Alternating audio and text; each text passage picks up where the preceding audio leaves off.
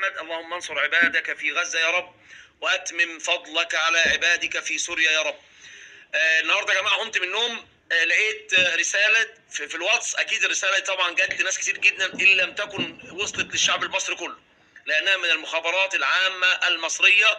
رسالة شديدة فيها تحذير شديد اللهجة الى ان الشعب المصري يخلي باله كويس قوي قوي قوي من اولاده، خاصة الاطفال الصغيرين من سن 4 أو 5 سنين لحد 12 سنة، لان في عصابات نشطة دلوقتي جدا في خطف الاولاد.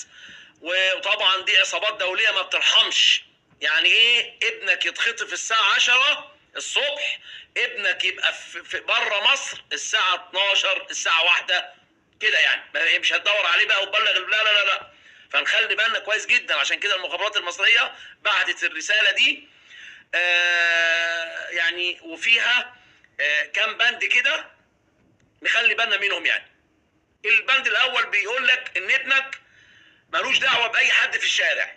الناس اللي هي بتشحت، الناس المتسوله، الناس الكبيره، والنبي يا ابني خد بايدي، والنبي يا ابني العنوان دوت، والنبي ملوش دعوه. دخلني يا ابني الحمام، دلني على حمام، انا غريب انا قريب. الطفل ملوش دعوه نهائيا. يعني ايه يا استاذنا ما يعملش لا ما يعملش خير، يخلي الكبير يعمل خير. ليه؟ لان هيتم خطفه.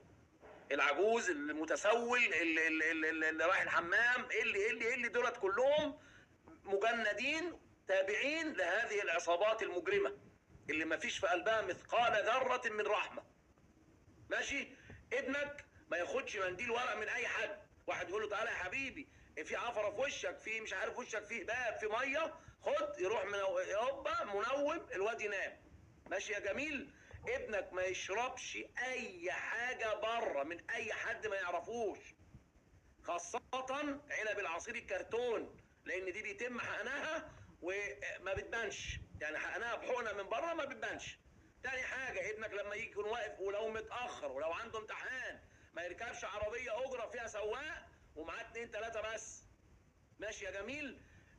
الحاجة الغريبة برضو المخابرات بعتها، بيقول لك بتوع غزل البنات يبقى واقف بعربية ونافخ بالونة كبيرة وانت معدي، الولد معدي، تعالى يا حبيبي انت من تعالى تصور، اللي هو لو ابنك بقى من هواة التصوير سيلفي، يعني خد يا بابا انفخ البالونة دي وتصور بيها سيلفي. مجرد ما يحطها في بقه هيروح في عالم تاني. بيقول لك برضو لو تقدر، لو لقيت توك توك في ولد ورا في الكرسي الوراني طفل صغير نايم، يا ريت تبذل اقصى جهد وتوقف التوك توك وتساله.